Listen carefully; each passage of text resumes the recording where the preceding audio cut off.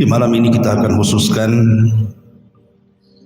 membahas tentang beberapa peristiwa besar yang terjadi di bulan Ramadan dan beberapa nikmat yang Allah anugerahkan kepada kita di bulan Ramadan ini. Ma'asyiral muslimin yang dimuliakan Allah Subhanahu wa taala.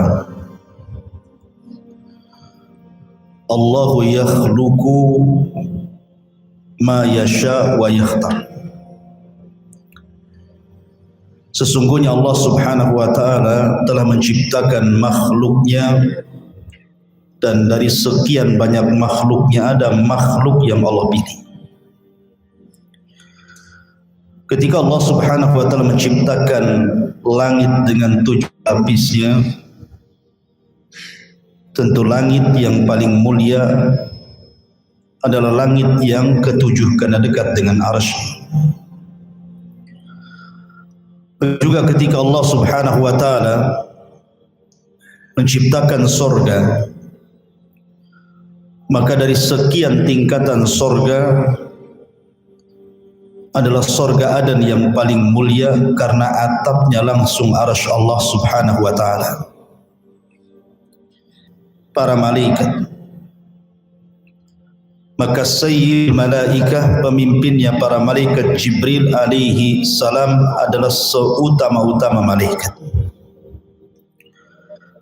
Ketika Allah Subhanahu wa taala menciptakan manusia, maka Allah Subhanahu wa taala pilih para nabi adalah manusia termulia di hadapan Allah. Dan dari sekian para nabi tentu Sayyidul awwalin wal akhirin, Nabi kita Muhammad sallallahu alaihi wasallam adalah seafdal-afdalnya para nabi. Nah, ketika Allah Subhanahu wa taala menciptakan bulan-bulan, maka yang paling mulia dari sekian bulan adalah Ramadan. Karena Ramadan adalah sayyidus syuhur, pemimpinnya bulan-bulan. Dan di dalam bulan Ramadan ada satu malam yang merajai seluruh malam dalam setahun, yang disebut dengan Lailatul Qadar. Artinya bahwa bulan Ramadan secara bulan dia adalah pemimpin bulan-bulan. Kemudian ditinjau daripada malamnya, ada satu malam yang memimpin dan merajai seluruh malam dalam setahun. Lalu peristiwa apa saja yang menjadikan Ramadan ini bertambah kemuliaannya? Maka di sini kita akan jelaskan beberapa peristiwa besar di bulan Ramadan dari zaman ke zaman. Ma'asyiral muslimin yang dimuliakan Allah Subhanahu wa taala. Pertama, turunnya suhuf Ibrahim. Berdasarkan beberapa riwayat bahwa turun di bulan Ramadan. Kemudian juga diangkatnya Isa bin Maryam. Diangkatnya Isa bin Maryam itu juga terjadi di bulan Ramadan. Dan ini berdasarkan perkataan Hasan ibnu Ali, Hasan putra Ali bin Abi Thalib radhiyallahu an, saat terbunuhnya Ali bin Abi Thalib.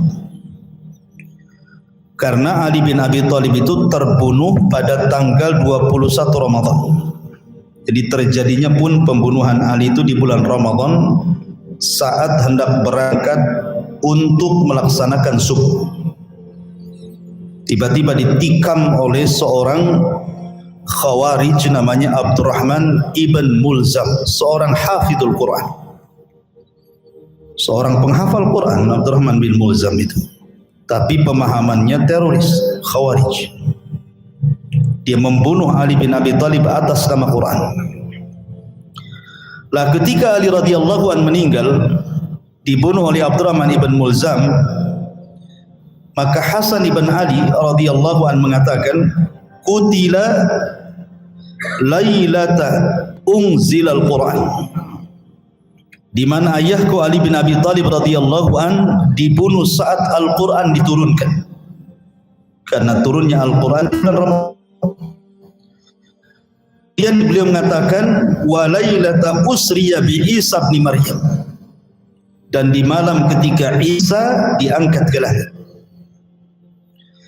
Kalimat ketika Isa diangkat ke langit kemudian digandengkan dengan peristiwa pembunuhan Ali bin Abi Thalib radhiyallahu an. Dari sini maka kita tahu bahwa peristiwa diangkatnya Isa bin Maryam ke langit itu terjadi di bulan Ramadan. Dan hadis ini disahihkan oleh Al-Imam Al-Hakim walaupun Imam Zahabi mendiamkan riwayat. Artinya bahwa Isa diangkat ke langit. Kapan? Ketika bulan Ramadan. Ma'asyiral muslimin yang dimuliakan Allah Subhanahu wa taala. Kemudian juga peristiwa nuzulul Quran. Al-Quran itu turun dalam 3 proses. Pertama, Allah Subhanahu wa taala memerintahkan qalam untuk mencatat segala sesuatu termasuk Al-Quran di dalamnya, kemudian diletakkan di sebuah papan yang terjaga yang disebut dengan Lauhil Mahfuz. Kemudian setelah itu Allah Subhanahu wa taala perintahkan malaikat Jibril untuk menurunkan Al-Quran dari Lauhil Mahfuz ke Baitul Uzzah. Baitul Uzzah itu tempatnya di langit pertama. Kemudian setelah itu Al-Quran turun ke dada Nabi SAW munajjaman, angsur per angsur selama 23 tahun. Dari sini terjadi khilaf para ulama ketika mentafsirkan Al-Quran, inna anzalnahu fi lailatul qadr. Sesungguhnya kami turunkan Al-Quran itu di malam Lailatul Qadar, dan Lailatul Qadar ada di bulan Ramadan. Karena diperkuat dalam ayat yang lain, syahrul Ramadan alladzi unzila fihil Quran. Bulan Ramadan itu bulan diturunkan di bulan Ramadan itu langsung 10 juz dari Lauhil Mahfuz ke Baitul Uzzah. Ini satu pendapat. Pendapat yang kedua, maksudnya Al-Quran turun di bulan Ramadan artinya bidayatun nuzulih, permulaan turunnya Al-Quran itu di bulan Ramadan. Kapan itu di bulan Ramadan? Kapan? Ketika Nabi SAW berada di Gua Hira, yang datang manusia yang sangat tampan berbaju putih masuk ke dalam gua itu, kemudian memeluk Nabi SAW seraya mengatakan, Iqra ya Muhammad, baca wahai Muhammad. Yang dipahami Nabi SAW, kalimat baca itu artinya membaca tulisan. Tentu Nabi SAW artinya membaca tulisan. Tentu Nabi SAW tidak bisa membaca karena Rasul itu ummi, la yaqra wa la yaktub, tidak bisa membaca, tidak bisa menulis. Maka jawaban Nabi SAW ketika membaca, apa kata Rasul? Ma ana biqari, aku tidak bisa baca. Kemudian Jibril mengatakan lagi, Iqra, baca wahai. Sekali lagi yang dipahami Rasul, perintah baca itu artinya membaca tulisan. Kata Rasul, ma ana biqari, aku tidak bisa baca, sampai 3 kali. Baru kemudian Jibril mengejahkan suratul Alaq 5 ayat pertama, Iqra bismi rabbikal ladzi khalaq, khalaqal insana min 'alaq, Iqra rabbukal akram alladzi 'allama bil qalam, 'allamal insana ma lam ya'lam. Lah 5 ayat pertama dalam suratul Alaq itu turun di bulan Ramadan. Beliau kemudian tahan wahil. Maka di akhir Ramadan, mengatakan pada tanggal 27 Ramadan, ada yang mengatakan di tanggal-tanggal ganjil 21, 23, 25, 27, 29, Jibril turun. Kemudian mengejahkan suratul Alaq ayat 5 pertama. Lah suratul Alaq ayat 5 pertama inilah permulaan turunnya Al-Quran. Dan ini terjadi di bulan Ramadan, ada yang turun di bulan-bulan yang lainnya. Selama 23 tahun disesuaikan dengan peristiwa dan kejadian. Artinya bahwa yang dimaksud bulan bulan turunnya Al-Quran maksudnya permulaan turunnya. Suratul Alaq ayat 1-5 itulah permulaan turunnya di bulan Ramadan. Ini penafsiran yang kedua. Intinya bahwa baik penafsiran yang pertama ataupun penafsiran yang kedua sama-sama turun di bulan Ramadan. Dari sini menunjukkan bahwa Ramadan adalah nikmat besar bagi kaum muslimin dengan diturunkannya hidayah dari Allah Subhanahu wa taala berupa Al-Qur'anul Karim. Ini peristiwa ini terjadi di bulan Ramadan. Ma'asyiral muslimin yang dimuliakan Allah Subhanahu wa taala. Kemudian juga di bulan Ramadan terjadi peristiwa Amul Hazmi, tahun kesedihan. Meninggalnya istri beliau Khadijah bintu Khuwailid terjadi di bulan Ramadan. Dan itu pukulan berat bagi Nabi SAW.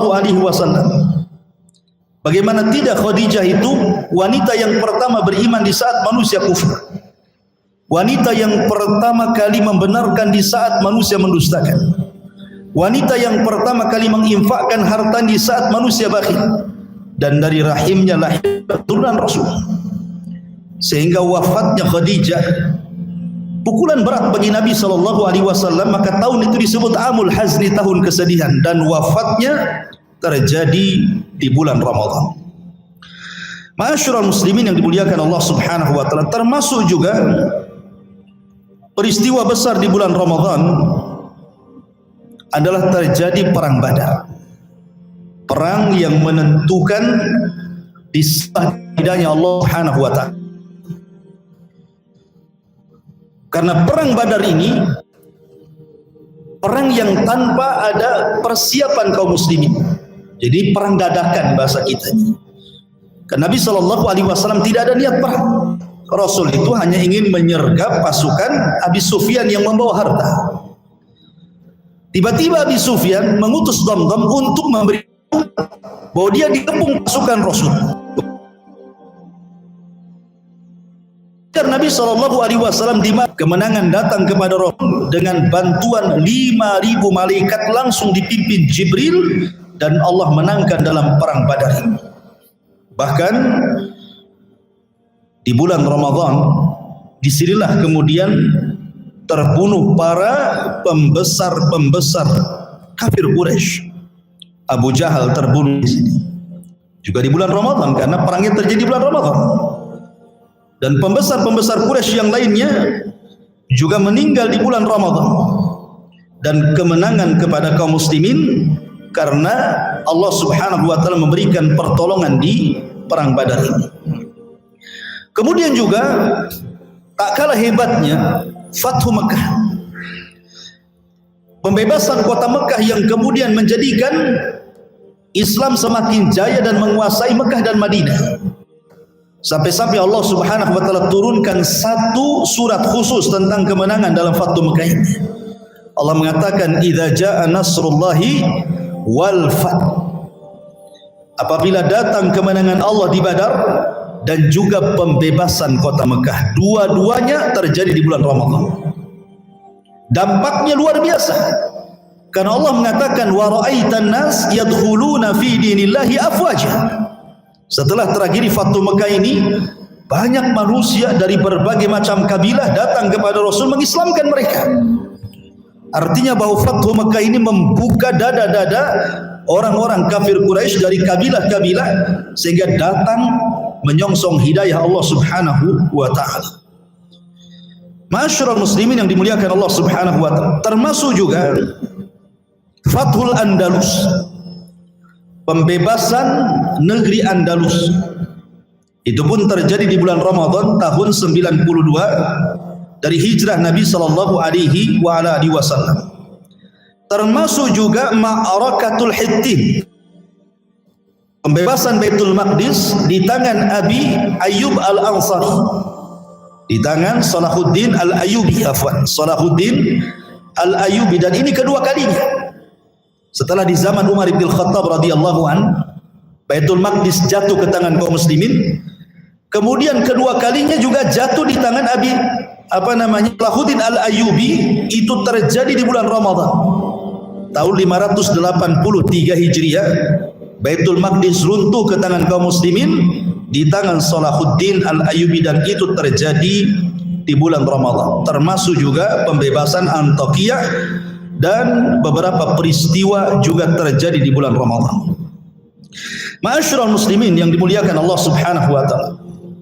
Kemudian juga dalam sejarah Nabi, wafatnya Fatimah bintu Rasulullah sallallahu alaihi wasallam juga terjadi di bulan Ramadan.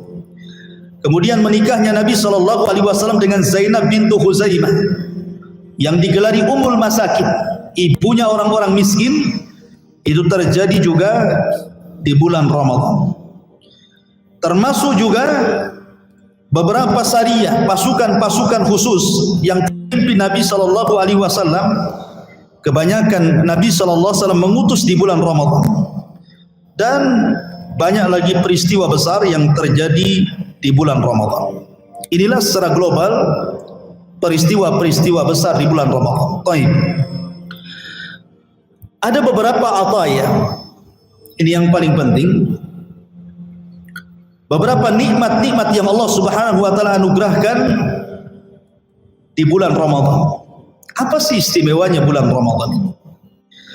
Ma'asyiral muslimin yang dimuliakan Allah Subhanahu wa taala, perhatikan ayat yang sering dibaca kalau datang bulan Ramadan. Mungkin sebagian antum sudah pada hafal. Walaupun suratnya tidak hafal, tapi ayatnya biasanya hafal. Ya ayyuhalladzina amanu kutiba alaikumus syiyam kama kutiba alal ladzina min qablikum la'allakum tattaqun. Wahai orang-orang yang beriman, diwajibkan kepada kalian berpuasa sebagaimana umat sebelum kalian juga diwajibkan berpuasa. Kalimat kutiba itu biasanya dipakai dalam Al-Quran dalam perkara-perkara yang berat, maksudnya yang berat dilaksanakan. Seperti umpamanya Allah mengatakan kutiba alaikumul qisas, diwajibkan atas kalian qisas. Qisas itu kan berat. Orang membunuh, dibunuh itu berat kan begitu ya. Atau Allah mengatakan kutiba alaikumul qital, diwajibkan kepada kalian perang. Perang itu berat, tidak semua berani. Jadi kalimat kutiba itu biasanya dalam Al-Quran Allah Subhanahu wa taala memerintahkan dalam perkara-perkara yang, lah sebagaimana juga di sini Allah perintahkan puasa. Puasa itu berat. Berat, beda dengan sholat. Sholat itu 5 menit selesai gitu ya. Kalau baca 2 kul tidak sampai 5 menit. Artinya ringan.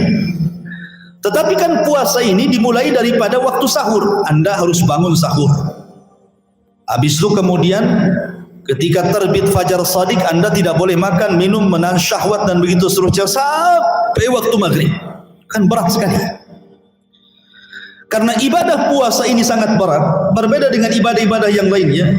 Maka lihat bagaimana Allah Subhanahu wa taala akhiri firman-Nya dengan kata-kata la'allakum tattaqun, agar kalian bertakwa. Kata para ulama,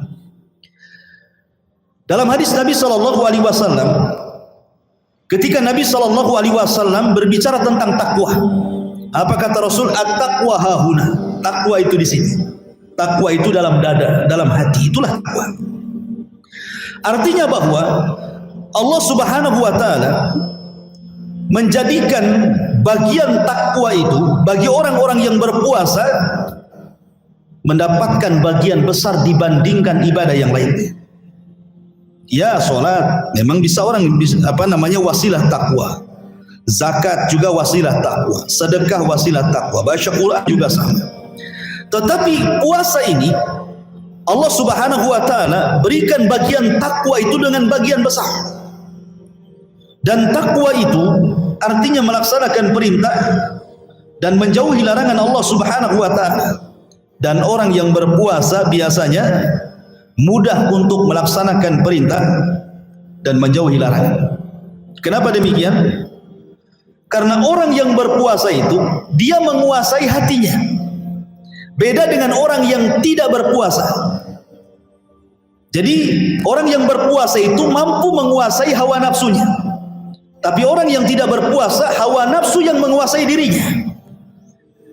Ketika hawa nafsu dikuasai oleh orang yang berpuasa dan tidak menguasai orang yang berpuasa, tentu ketika melaksanakan perintah akan mudah karena hawa nafsunya mudah untuk ditekan. Tapi orang yang tidak berpuasa, terkadang hawa nafsu yang menguasainya sehingga susah untuk ditekan. Lah ketika hawa nafsu mudah ditekan oleh orang-orang yang berpuasa itu, makanya kemudian dia mudah melaksanakan perintah dan menjauhi larangan. Dan kita tahu bahwa musuh manusia itu dua. Pertama hawa nafsu. Hawa nafsu ini sumbernya dua kan. Pertama syahwat. Yang kedua syubhat. Syahwat dan syubhat inilah yang menghalangi orang dari takwa. Dan syubhat ini merusak agama. Sementara hawa nafsu itu merusak akhlak. Sementara akhlak dan agama itu tidak boleh dipisahkan. Karena ada orang yang berakhlak tapi tidak beragama. Orang yang beragama tapi kurang akhlaknya. Makanya dua perkara ini tidak boleh dipisahkan. Sebab kalau dipisahkan berarti Anda masuk kepada dua perkara, imma syubhat, imma syahwat.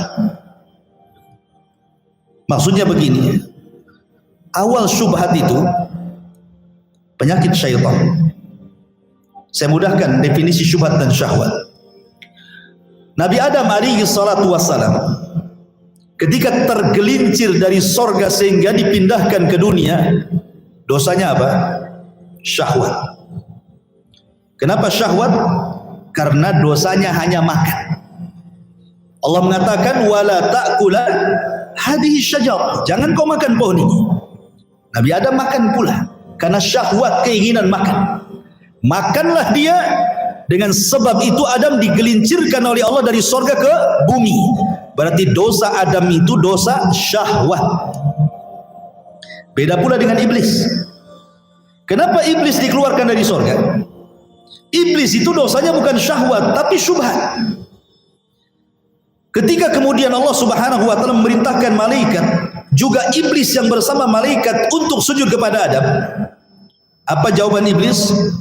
Dia mengatakan asjudu lima khuliqta min tina, lima khuliqta tina. Apakah aku harus sujud kepada makhluk yang diciptakan dari tanah? Artinya bahwa di sini iblis tergelincir dari sorga karena dosa, dan dosa iblis itu syubhat, merasa dirinya lebih hebat dibandingkan Adam. Sehingga dia mengatakan ana khairum minhu khalaqtani min nar wa khalaqtahu min tin. Aku lebih baik daripada Adam.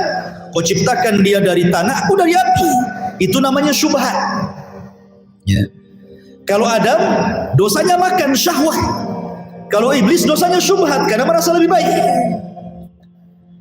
Lah, dua hawa nafsu ini bisa dikalahkan di bulan Ramadan. Bagaimana caranya?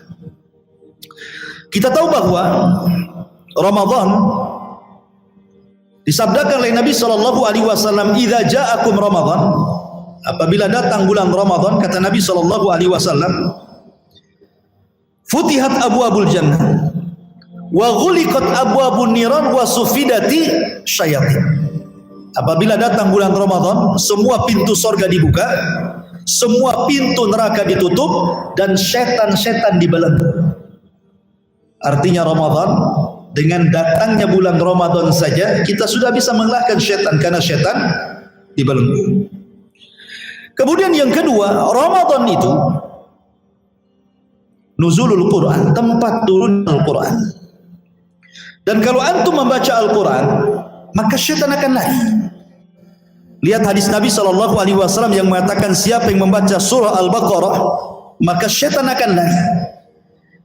Berarti dengan setan diikat, kemudian di bulan Ramadan Al-Quran dibacakan, dengan sendirinya setan itu sudah kalah. Setan itu sudah kalah. Maksudnya setan dari jenis jin gitu ya. Kemudian hawa nafsu, dengan cara berpuasa, maka hawa nafsu itu bisa dikalahkan. Hawa nafsu itu puncaknya ada di 4 perkara. Pertama, kathratul kalam, banyak bicara. Itu banyak bicara. Kalau orang banyak bicara, banyak keplesetnya. Kalau orang banyak keplesetnya, banyak dosanya. Kalau orang banyak dosanya, masuk neraka tempatnya. Orang yang berpuasa bicara. Ada orang berpuasa ngomong terus haus lah kan itu ya. Orang yang puasa itu malas bicara. Kalau banyak bicara dicurigai itu puasanya itu. Antum bicara terus. Kemudian yang kedua, kathratul akli wasyurbi. Banyaknya makan, banyaknya minum. Itu hawa nafsu. Dorongan hawa nafsu itu makan minum itu. Maka ketika orang berpuasa tidak makan tidak minum, maka hawa nafsu makan dan minum itu tertekan. Kemudian yang ketiga, kathratul mukhalatah. Banyak bergaul, jalan ke sana kemari. Tapi di bulan Ramadan malas, apalagi di siang-siang Anda mau diajak jalan malas kan begitu. Bagusnya Anda ngadem aja di kamar pakai AC kan. Apain Pak siang-siang keluyuran sana sini? Artinya tertekan itu hawa nafsu jalan ke sana kemari. Kecuali ngabuburit ya sore-sore gitu. Kemudian yang terakhir kasratun naum. Sebenarnya hawa nafsu kasratun naum, banyaknya tidur. Ini juga bagian daripada hawa nafsu. Kenapa? Karena kalau orang berpuasa tidur, dia tidak bisa ibadah yang lainnya. Dan orang lapar itu biasanya susah tidur. Anehnya kita pula banyak tidur. Yang mungkin kalau malamnya antum tidak pernah tidur ya. Jadi malam jadi siang, siang pula jadi malam. Tapi kalau normal malam tidur, kemudian paginya puasa, susah tidur itu biasanya. Karena orang lapar tuh susah tidur. Makanya banyak orang-orang yang susah tidur saya. Makanya malam saya makan Ustaz hari ini. Artinya bahwa 4 hawa nafsu ini bisa dikalahkan dengan Ramadan, dengan puasa. Itulah yang menjadikan kenapa Allah Subhanahu wa taala tutup ayatnya la'allakum tattaqun. Maka Anda akan bisa menjadi hamba yang bertakwa karena bisa melawan musuh di bulan Ramadan.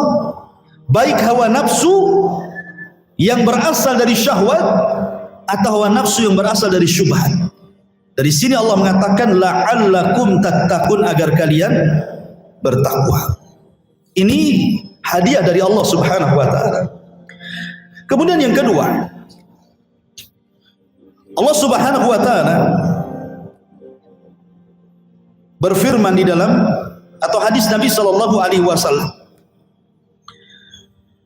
Dalam sebuah hadis yang dikeluarkan Imam Muslim, Nabi sallallahu alaihi wasallam bersabda, "Man shama yauman fi sabilillah, ba'adallahu wajhahu 'anin nari sab'ina kharifah." Barang siapa yang berpuasa satu hari saja berpuasa, fi sabilillah. Kalimat fi sabilillah menurut Al-Imam Al-Qurtubi rahimahullahu ta'ala artinya sabilullah ta'atan lillahi azza wajalla. Jadi puasanya itu karena taat kepada Allah. Jadi barang siapa yang berpuasa satu hari dalam rangka melaksanakan ketaatan kepada Allah Subhanahu wa taala, maka Allah akan jauhkan wajahnya dari api neraka sab'ina kharifah, 70 musim. Ada yang mengatakan kharif itu 70 tahun. Bayangkan 70 tahun wajah kita dijauhkan dari api neraka. Kalau seandainya 70 dikali 30 hari sudah berapa itu? 2100 tahun kan itu ya? 2100-an kan itu ya, kurang lebih lah. Itu kalau seandainya kita puasa Ramadan 30 hari gitu ya, 70 tahun kali 30 kan begitu, 2100 tahun kita dijauhkan wajah kita dari api neraka. Kan luar biasa. Bagaimana kalau seandainya usia kita dari 15 tahun sampai sekarang 50 atau 60 tahun kita berpuasa satu bulan, kalikan saja. Berarti makin banyak berpuasa, makin dijauhkan wajah kita dari api neraka. Dan ini adalah hadiah dari Allah Subhanahu wa taala dengan datangnya bulan Ramadan. Ma'asyiral muslimin yang dimuliakan Allah Subhanahu wa taala. Kemudian juga nikmat yang Allah berikan di bulan Ramadan. Bulan Ramadan itu berbeda dengan bulan yang lainnya. Di bulan Ramadan ini ada rangsangan hidayah. Coba perhatikan, Tidak ada orang yang banyak membaca Al-Quran kecuali di bulan Ramadan. Tidak ada orang yang banyak solat kecuali di bulan Ramadan. Tidak ada orang yang banyak tobat kecuali di bulan Ramadan. Tidak ada orang yang banyak masuk Islam kecuali di bulan Ramadan. Masjid penuh, suara Al-Quran di mana-mana. Hampir tiap-tiap masjid dan musola semua membaca Al-Quran, entah orang entah kaset. Yang jelas bahwa di bulan Ramadan ini semua orang baca Quran. Minimalnya walaupun tidak baca Quran, dengar Quran di bulan Ramadan itu. Artinya bahwa di sini ada rangsangan hidayah. Ada rangsangan hidayah yang Allah Subhanahu wa taala anugerahkan. Ketika Allah Subhanahu wa taala berfirman, "Syahrul Ramadhan alladzi unzila fihi al-Qur'an hudan linnas."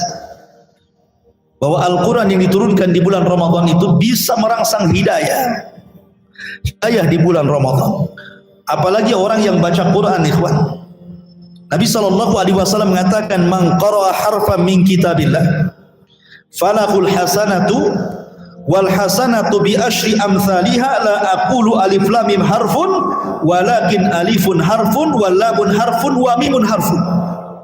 Barang siapa yang membaca satu huruf saja dalam Al-Quran, maka dia akan mendapatkan 10 kali lipat kebaikan. Aku tidak katakan alif, lam, mim satu huruf, tapi alif satu huruf, lam satu huruf, mim satu huruf. Bayangkan saja surah Al-Fatihah. Berapa huruf surah Al-Fatihah? 143 huruf. Itu surah Al-Fatihah itu. 143 huruf dalam surah Al-Fatihah saja itu. Kalau seandainya dikalikan saja 10 gitu ya, 10 kali lipat, udah luar biasa ikhwan. Banyak itu kan. Mau berapa itu? 1.400-an lebih gitu ya, pahala. Itu baru Al-Fatihah. Bagaimana dengan Al-Baqarah? Alif lam mim 3 huruf, udah 30 pahala. Dzalika sudah 4 huruf tuh. Dzal alif lam kaf 4. Dan 40. Al-Kitab 4 lagi 40. Kalau seandainya anda baca Al-Baqarah saja, itu sudah banyak kita dapat pahala. Apalagi orang yang menghafal Quran gitu ya, dia diulang-ulang itu. Bacaannya tidak diulang-ulang, enggak hafal-hafal, tapi diulang-ulang sampai ratusan kali. Banyak pahalanya, ikhwan. Makanya Ramadan itu ikhwatu fiddin, muliakan Allah Subhanahu wa taala, ini bulan di mana musimnya orang ibadah dan musimnya orang mencari pahala. Ma'asyiral muslimin yang dimuliakan Allah Subhanahu wa taala, di antaranya adalah membaca Al-Qur'an. Kemudian juga di bulan Ramadan ini ada satu ibadah yang ibadah ini pahalanya tanpa batas. Kalau sholat ada batasan pahalanya, ya kan? Baca Quran tadi jelas ada batasan pahalanya, sedekah 700 kali lipat. Tapi di bulan Ramadan ini ada pahala yang tanpa batas pahalanya. Apa itu? As-sabru, kesabaran. As-sabru, kesabaran. Allah mengatakan, "Innama tuwaffas sabiruna ajrahum bighairi hisab."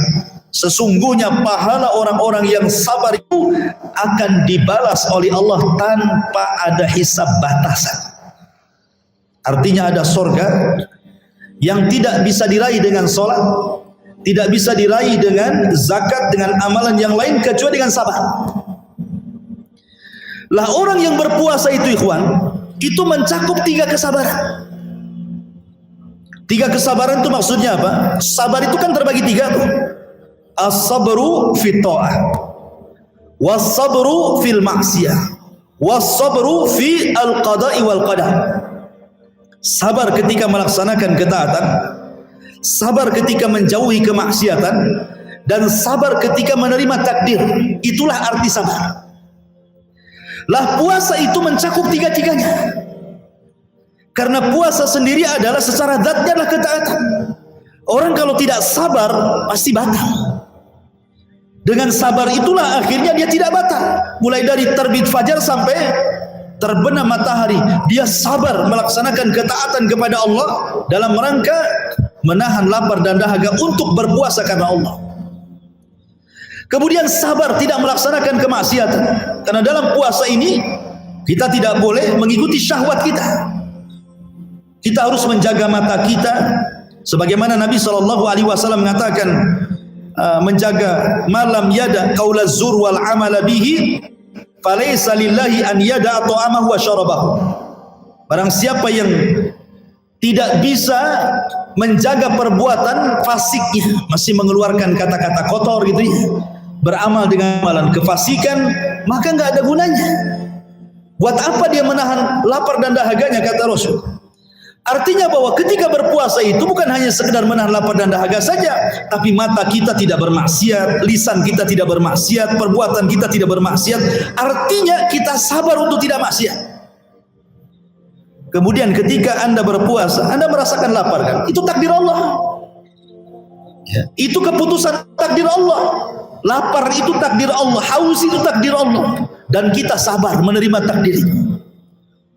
Sehingga ketika kemudian kita berpuasa dengan satu sabar melaksanakan ketaatan puasa itu sendiri, sabar tidak bermaksiat ketika berpuasa, kemudian menahan lapar dan dahaga itu bagian daripada takdir, berarti kita masuk pada 3 kesabaran. Ketika masuk dalam 3 kesabaran inilah Allah Subhanahu wa taala berfirman, wasta'inu bis sabri was salah. Lihat bagaimana Allah Subhanahu wa taala mendahulukan kalimat sabar baru salat. Sebagian ahli tafsir ada yang mentafsirkan kalimat sabri di sini artinya puasa. Mintalah pertolongan Allah dengan puasa di siang hari kalian dan dengan salat di malam hari kalian. Karena Ramadan itu biasanya siangnya puasa, malamnya tarawih. Makanya Allah mengatakan wasta'inu bis sabri, artinya bis saum. Karena puasa itu terkandung kesabaran, makanya Allah bahasakan bis sabri dengan sabar. Seolah-olah Allah ingin katakan, mintalah pertolongan kepada Allah dengan puasa di siang hari dan dengan sholat malam di malam hari. Wasta'inu bis sabri was salah. Dari sini ma'asyiral muslimin yang dimuliakan Allah Azza wa Jalla, Allah Subhanahu wa taala mengatakan dalam hadis kursi, as-saumu li wa ana ajzi bihi. Puasa itu untukku, milikku, aku yang akan membalasnya. Apa makna hadis ini? Makna hadis ini bahwa puasa itu tidak ada namanya. Begini maksudnya. Ketika manusia berada di kontor itu akhir daripada sirat. Jadi jahanam dibentangkan, kemudian titian dibentangkan di tengah-tengah jahanam yang namanya sirat, jembatan itu. Sirat itu artinya jisrun mamdudun fauqa jahannam, sebuah jembatan yang dibentangkan bawahnya itu jahannam. Itu namanya sirat. Dan Allah katakan wa in kuntum illa wariduha, kalian akan lewat semua ke sirat itu. Lah ketika orang itu melintasi titian ini dan selamat, apakah sudah cukup dia modal ke surga? Tidak. Orang yang selamat dari sirat titian ini, maka di ujung titian itu ada namanya arasat, tempat yang luas yang disebut dengan kontor. Di kontor inilah terjadi kisas. Inilah hadis yang disebutkan oleh Nabi SAW, hadis bangkrut. Kata Nabi SAW, atadruna mal muflisu hadil ummah, tahukah kalian orang yang bangkrut dari umat ini? Sahabat polos saja. Orang yang bangkrut ya orang yang gulung tikar, usahanya gulung tikar, usahanya bankrupt, itulah orang bangkrut maksud. Bukan. Kata Nabi SAW, orang yang bangkrut itu orang yang datang dengan pahala sholat, dengan pahala sedekah, dengan pahala-pahala ibadah-ibadah yang lainnya. Tetapi di satu sisi dia pernah mencaci maki si fulan, pernah menghina si fulan, pernah merendahkan si fulan, pernah meneteskan darah si fulan, pernah memukul si fulan, dan begitu seterusnya. Maka disinilah terjadi barter pahala dan dosa.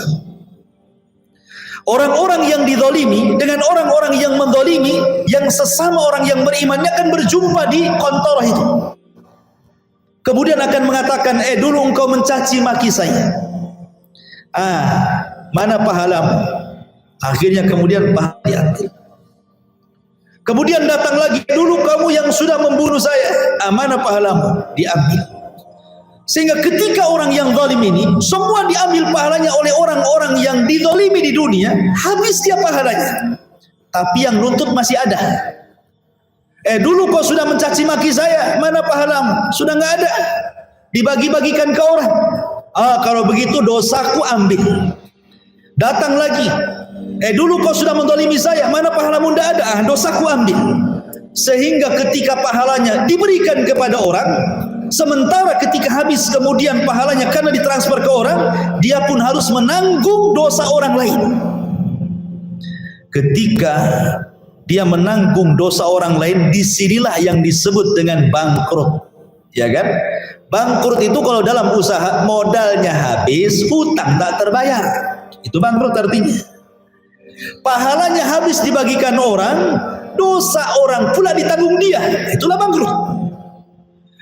Lah ketika kemudian sudah tidak punya modal lagi untuk masuk ke surga, dari sinilah kemudian karena dia pernah beribadah di bumi ini, berpuasa karena Allah, mungkin puasa sunnah, mungkin puasa Ramadan dengan ikhlasnya kepada Allah Subhanahu wa taala, saat dia sudah tidak ada lagi harapan masuk surga, tiba-tiba datang puasa menolong dia dan mengatakan, ya Rabb, gara-gara aku, kata puasa, orang ini menahan lapar, orang ini menahan haus, orang ini tidak tidur malam untuk sahur, gara-gara aku, berikan dia syafaat ya Rabb.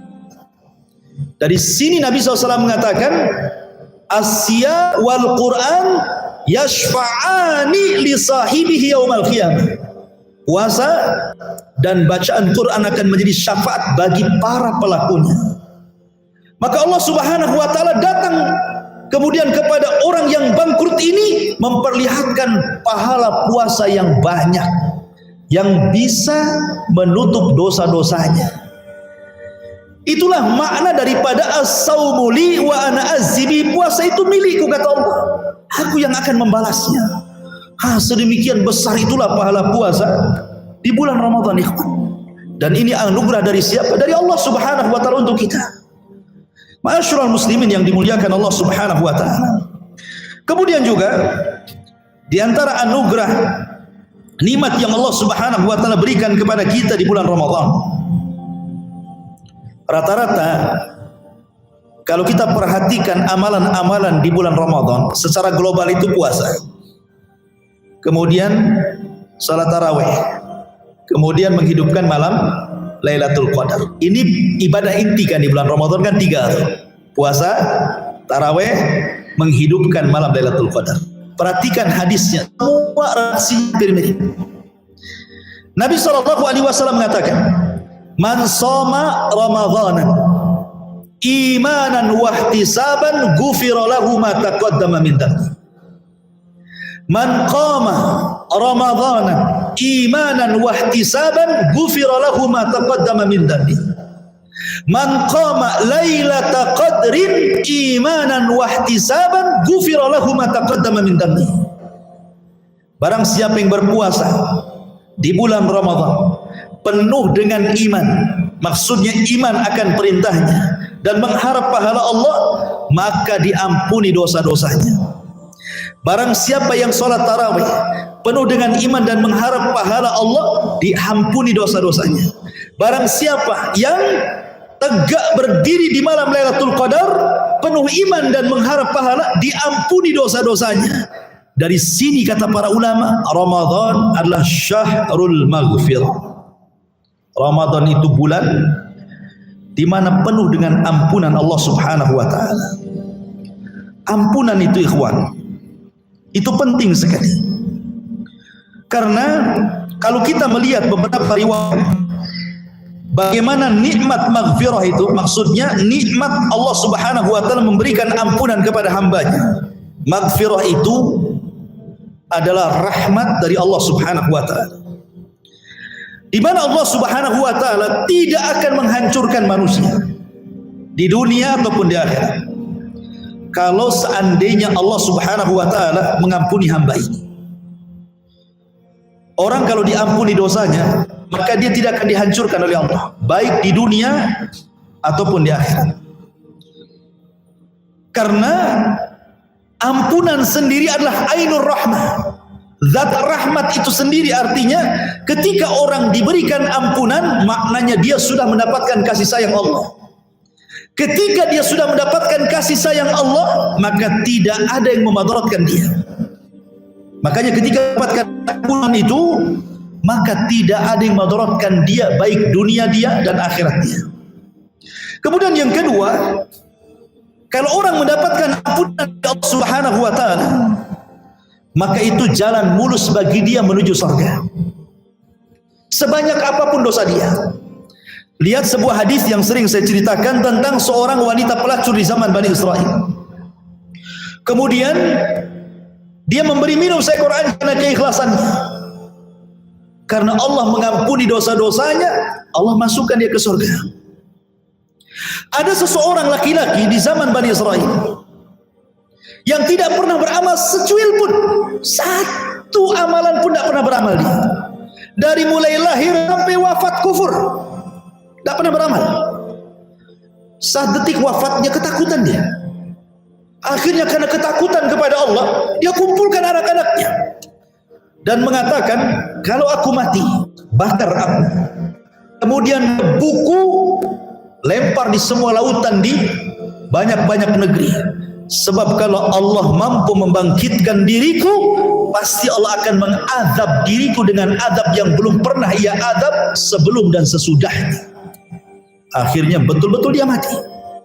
Wasiatnya dilaksanakan anak-anaknya, dibakar dia.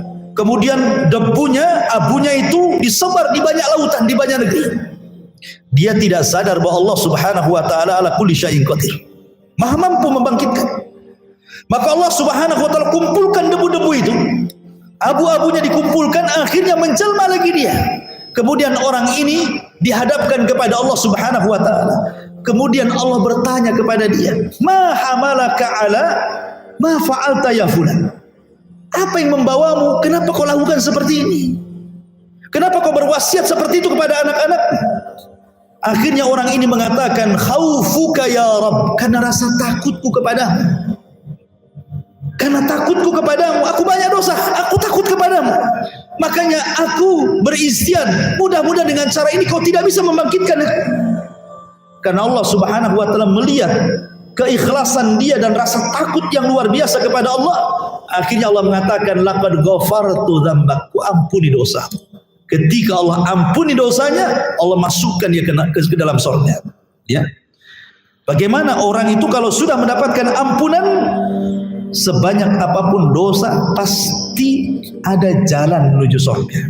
Lah Ramadan itu syahrul maghfirah.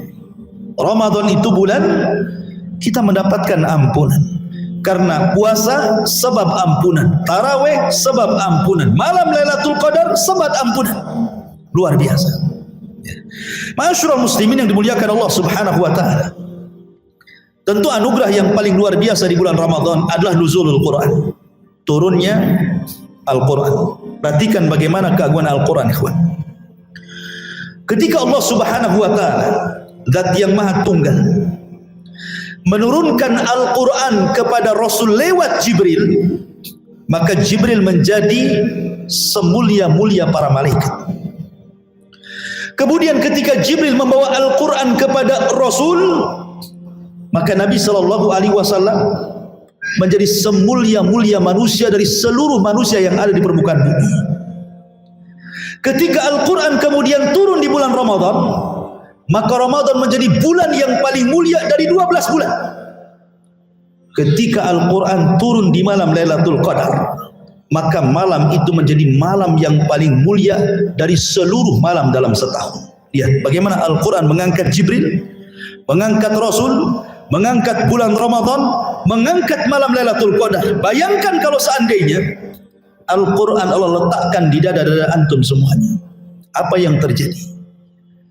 Maka Nabi SAW mengatakan, khairukum man ta'allama al-Qur'ana wa 'allama. Sebaik-baik kalian, kata Rasul, adalah orang yang belajar dan mengajarkan Al-Quran. Kalimat khairukum, sebaik-baik kalian, artinya kita umat terbaik. Kalau seandainya Al-Quran bisa mengangkat Jibril, mengangkat Rasul, mengangkat bulan, mengangkat hari, maka tidak mustahil Quran akan mengangkat kita. Di zaman Umar, Gubernur Mekah ini datang menemui Amirul Mukminin Umar bin Khattab radhiyallahu anhu. Kemudian Umar bin Khattab radhiyallahu anhu marah dan mengatakan, kenapa kau tinggalkan Mekah? Siapa yang mewakili kau di Mekah? Maka Gubernur Mekah ini mengatakan, ada wahai Amirul Mukminin, namanya Abdurrahman ibnu Abzah. Abdurrahman ibn Abzah. Subhanallah, Umar tidak kenal. Padahal ini wakil gubernur. Harusnya Umar kenal. Ini enggak kenal Umar. Umar kemudian nanya kepada Gubernur Mekah ini, siapa Abdurrahman ibn Abzah itu? Kata Gubernur Mekah ini, dia dulu adalah seorang budak wahai Amirul Mukminin, kemudian ku merdekakan, kemudian ku jadikan wakilku di Mekah. Umar kaget. Kata Umar, apa tidak ada orang merdeka? Kenapa kau mencari mantan budak yang kau merdekakan, kau pula jadikan wakil di Mekah? Apa tidak ada orang yang merdeka? Mantan budak. Maka Gubernur Mekah ini mengatakan, ya Amirul Mukminin, innahu, maksudnya siapa? Abdurrahman ibn Abzah itu alimun bi kitabillah wa alimun bi faraidillah. Dia itu wahai Amirul Mukminin, walaupun mantan budak, tapi dia pakar Quran dan pakar faraid, dan dia adil saat berhukum. Umar bin Khattab radhiyallahu anhu ketika mendengar ucapan gubernur ini, lihat bagaimana sahabat itu tidak saling mencurigai. Kalau zaman sekarang, nggak yakin saya, temukan saya dengan dia, nggak gitu. Ya. Sahabat itu udul, saling mempercayai satu dengan yang lainnya. Karena di zaman itu amanah memang diangkat. Oh, di zaman sekarang orang ngomong begitu ya mungkin mikir-mikir, betul tak kau ini kan begitu ya? Kenapa? Amanah sudah nggak ada. Tapi di zaman para sahabat itu amanah dijunjung tinggi-tinggi, kejujuran dijunjung tinggi-tinggi. Makanya Umar bin Khattab tidak bertanya, langsung memuji Abdurrahman ibn Abzah. Kenal pun tidak, berjumpa pun tidak. Apa kata Umar? Dia mengatakan, sadaqa Rasulullah sallallahu alaihi wasallam. Sungguh benar ucapan Rasul. Innallaha yarfa'u bihadzal kitab aqwaman. Sesungguhnya Allah terkadang mengangkat sebuah kaum karena Al-Qur'an. Allah mengangkat sebuah kaum karena Al-Quran.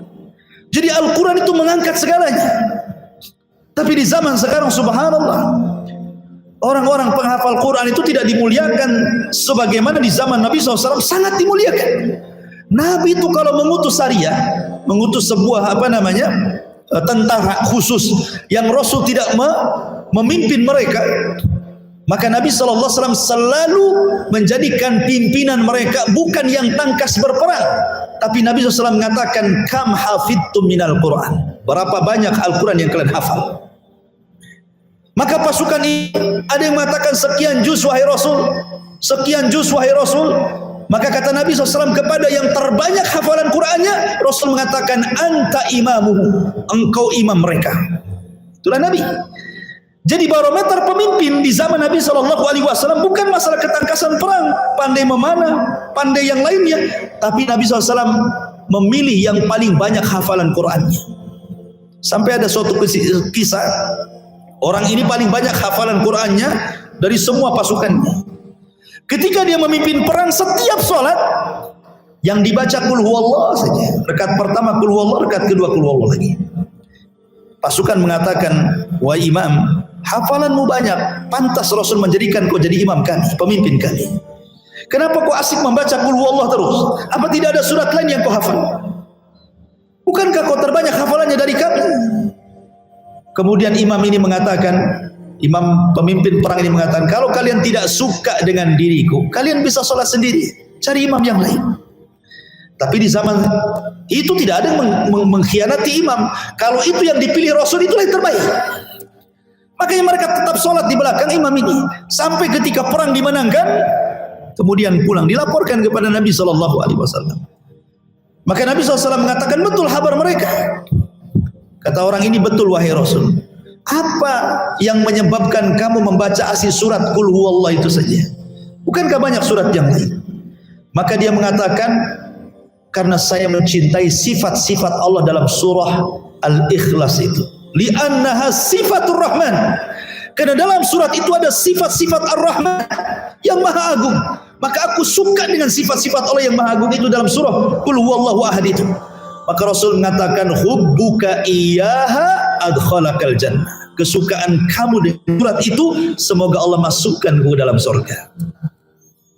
Saya yakin antum juga surat Al-Ikhlas lebih suka dibandingkan Al-Baqarah. Tapi alasannya kan berbeda. Ya, kalau dulu paham isinya, kalau kita karena pendeknya saja suka. Kalau perlu bagi dua itu, Qul huwallah itu. Intinya bahwa di sini, bagaimana Nabi SAW mengutamakan Al-Quran di sini kan, dibandingkan yang lainnya. Bahkan ketika Nabi SAW sedang berkumpul seperti ini, tiba-tiba datang seorang wanita. Datang seorang wanita menghibahkan dirinya, Rasul, aku ingin jadi istri. Ingat, hibah ini hanya khusus bagi Nabi. Seorang wanita menghibahkan dirinya kepada Nabi SAW khusus bagi Nabi saja. Ya, tanpa ada pernikahan, menghibahkan dirinya gitu. Itu khusus bagi Nabi, kita tidak boleh. Ini khusus bagi Nabi. Tapi Nabi tidak suka dengan wanita itu. Nabi diam saja. Wanita ini datang lagi, Rasul, aku siap jadi istrimu. Rasul diam. Setelah 3 kali nampak Rasul tidak suka dengan wanita itu, berdiri laki-laki dari Ansor dengan mengatakan, ya Rasul, kalau kau tidak suka dengan wanita, nikahkan aku dengan dia. Kata Nabi SAW, kau menikah dengan dia, kau punya apa? Akhirnya dia mengatakan, aku punya sarung yang sedang dipakai. Tapi masalahnya kalau aku jadikan mahar, aku telanjang. Kalau aku pas, aku telanjang. Tapi kalau aku pakai, aku tidak bisa kasih dia. Kata Nabi SAW, gini saja, kau pulang, cari sesuatu yang berharga di rumah. Pulang dia. Rupanya nggak ada, di rumahnya tidak punya apa-apa. Pulang lagi, kata Rasul, pulang lagi. Cari walaupun 1 cincin dari besi, walau khatama min hadid. 1 cincin dari besi. Pulang dia, cari cincin dari besi pun tak punya. Akhirnya dia mengatakan, ya Rasul, walau khatama min hadid, walaupun 1 cincin dari besi aku tak punya. Gimana caranya ini aku ingin menikah dengan dia? Kata Nabi SAW, apakah engkau menghafal surat dalam Al-Quran? Dia mengatakan, ya aku hafal surat ini dan itu. Apa kata Nabi SAW? Uzawwijuka bima ma'aka minal Quran, kata Rasul. Kalau begitu, kunikahkan kau dengan dia maharnya Al-Quran yang kau hafal itu. Begitu. Zaman itu nikah mudah, tidak pusing anak muda di zaman itu. Kalau anak muda zaman sekarang mau nikah pusing kali kan gitu. Karena orang tuanya juga tidak mau maharnya Quran masalahnya. Enak saja maharnya Quran. Ya. Minimalnya seperangkat alat masjid lah kan gitu. Alat masjid banyak lah gitu.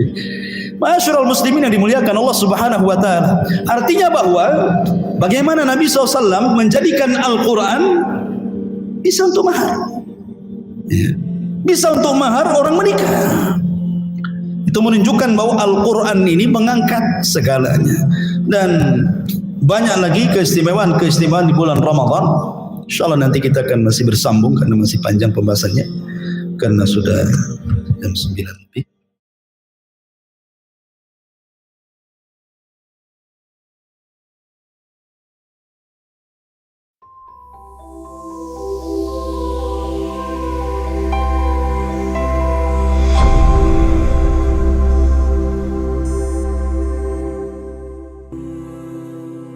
Bismillahirrahmanirrahim. Assalamualaikum warahmatullahi wabarakatuh. Sahabat yang beriman, puasa Ramadan merupakan salah satu dari rukun Islam. Artinya, puasa Ramadan merupakan salah satu tiangnya agama Islam. Oleh karena itu, setiap muslim yang beriman wajib melaksanakannya selama sebulan penuh tiap tahunnya. Namun, tahukah bahwa jika dilihat dari segi historisnya, asal muasal puasa Ramadan tidak langsung diperintahkan begitu saja. Karena sebelumnya, puasa tidak langsung diperintahkan yang dimulai dari terbitnya fajar sampai terbenamnya matahari. Dalam sejarah, puasa Ramadan terdapat beberapa langkah, sehingga menjadi suatu tataran syariat yang mengikat bagi umat muslim dan merupakan penghambaan manusia kepada Allah Subhanahu wa Ta'ala. Ibadah puasa tidak hanya ibadah yang memerlukan peran fisik saja, tetapi memerlukan kesehatan batin, bahkan mampu menyempurnakan batin menjadi hamba yang bertakwa. Menurut hadis yang diriwayatkan oleh Mu'adz bin Jabal, sejarah puasa Ramadan tidak muncul begitu saja. Dalam riwayatnya, sebelum Rasulullah SAW menerima perintah puasa Ramadan, Rasulullah SAW telah melaksanakan puasa Asyura dan puasa 3 hari setiap bulannya. Secara singkat, sejarah puasa Ramadan sendiri mulai diwajibkan untuk melakukan ibadah puasa Ramadan pada 10 Sya'ban, 1,5 tahun setelah umat Islam hijrah ke Madinah. Ketika itu, Nabi Muhammad SAW baru saja diperintahkan untuk mengalihkan arah kiblat dari Baitul Maqdis Yerusalem ke Ka'bah Masjidil Haram Makkah Arab Saudi. Dan pada saat itulah puasa Ramadan dimulai. Ketika melihat atau menyaksikan bulan pada awal bulan tersebut, apabila langit dalam keadaan berawan yang mengakibatkan bulan tak dapat dilihat dan disaksikan, bulan Sya'ban disempurnakan menjadi 30 hari. Kewajiban puasa sebulan penuh pada Ramadan baru dimulai pada tahun kedua Hijriah. Menurut riwayat lain, sebelum turunnya perintah puasa Ramadan, Rasulullah SAW bersama sahabat-sahabatnya serta kaum muslimin melaksanakan puasa pada setiap tanggal 13, 14, dan 15 bulan-bulan Qamariyah. Selain itu, mereka juga biasa berpuasa tanggal 10 Muharram sampai datang perintah puasa wajib di bulan Ramadan. Sejarah puasa Ramadan, apa yang melatar belakangi puasa Ramadan itu menjadi ibadah yang harus dilakukan khususnya di bulan Ramadan. Sejarah puasa Ramadan bagi umat Islam memiliki makna yang sangat mendalam, terutama untuk mempercayai adanya kewajiban berpuasa di bulan Ramadan dan beribadah kepada Allah Subhanahu wa Ta'ala. Puasa juga dilakukan tidak hanya saat waktu bulan Ramadan saja, namun orang Islam juga melakukan puasa-puasa lain di luar bulan Ramadan. Sejarah puasa Ramadan sebenarnya sudah ada sejak zaman sebelum Nabi Muhammad SAW, tepatnya saat zaman jahiliyah. Allah menyuruh kaum jahiliyah untuk melakukan ibadah puasa Ramadan, namun mereka menentangnya. Kemudian pada zaman Nabi Muhammad SAW, puasa Ramadan kembali dilakukan lagi atas perintah Allah Subhanahu wa Ta'ala melalui beberapa proses. Berikut ini kami sudah merangkum sejarah Ramadan yang dihimpun dari berbagai sumber. Pada awalnya, puasa Ramadan mulai disyariatkan di tanggal 10 Sya'ban tahun kedua Hijriah atau setengah tahun setelah umat Islam berhijrah dari Mekah menuju Madinah, atau pada saat setelah umat Islam diperintahkan untuk memindahkan kiblat yang sebelumnya mengarah ke Masjidil Aqsa kemudian berubah mengarah ke Masjidil Haram. Kemudian menurut hadis yang diriwayatkan oleh Mu'adz bin Jabal mengatakan bahwa sebelum Nabi mendapatkan perintah untuk puasa Ramadan, Nabi Muhammad SAW telah melaksanakan puasa Asyura dan puasa 3 hari setiap bulannya. Kemudian puasa Ramadan mulai diwajibkan pada tahun kedua Hijriah atau 624 Masehi. Hal ini juga bersamaan dengan disyariatkannya sholat Id, zakat fitrah, dan kurban. Ayat Al-Quran tentang puasa Ramadan. Sejarah puasa Ramadan menjadi wajib dilakukan juga dijelaskan pada beberapa ayat di dalam Al-Quran berikut di antaranya. 1. Quran Surat Al-Baqarah ayat 183. A'udzubillahi minasyaitonirrajim. Bismillahirrahmanirrahim. Ya ayyuhalladzina amanu kutiba alaikumussyam kama kutiba alal ladzina min qablikum la'allakum tattaqun. Hai orang-orang yang beriman, diwajibkan atas kamu berpuasa sebagaimana telah diwajibkan atas orang-orang sebelum kamu agar kamu menjadi orang-orang yang bertakwa. 2. Quran Surat Al-Baqarah ayat 185 yang artinya beberapa hari yang ditentukan itu ialah bulan Ramadan, bulan yang di dalamnya diturunkan permulaan Al-Quran, sebagai petunjuk bagi manusia dan penjelasan-penjelasan mengenai petunjuk itu, dan pembeda antara yang hak dan yang batil. Karena itu, barang siapa di antara kamu hadir di negeri tempat tinggalnya di bulan itu, maka hendaklah ia berpuasa pada bulan itu. Dan barang siapa sakit atau dalam perjalanan lalu ia berbuka, maka wajiblah baginya berpuasa sebanyak hari yang ditinggalkannya itu pada hari-hari yang lain. Allah menghendaki kemudahan bagimu dan tidak menghendaki kesukaran bagimu. Dan hendaklah kamu mencukupkan bilangannya, dan hendaklah kamu mengagungkan Allah atas petunjuknya yang diberikan kepadamu, supaya kamu menjadi orang-orang yang bersyukur.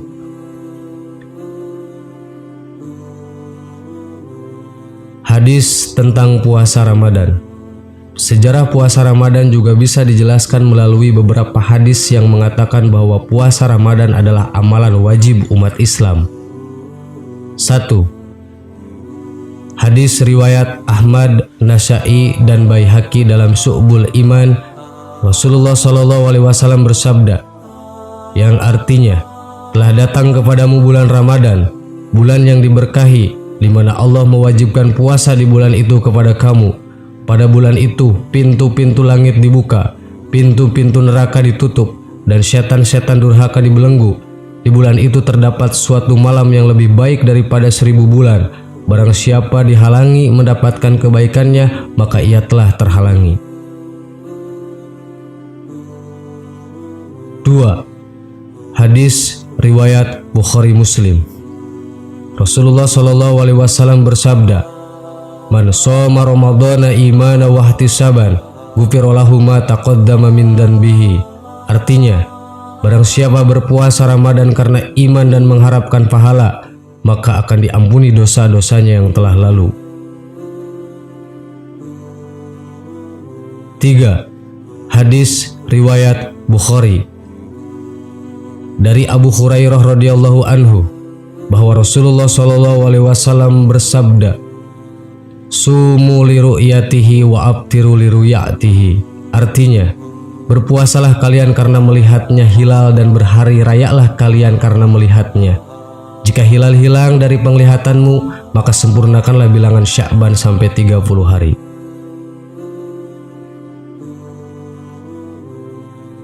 Sahabat yang beriman, itulah sebagian sejarah tentang diwajibkannya puasa di bulan Ramadan. Semoga menjadi tambahan ilmu yang bermanfaat buat kita semua. Amin. Wallahu a'lam. Wassalamualaikum warahmatullahi wabarakatuh.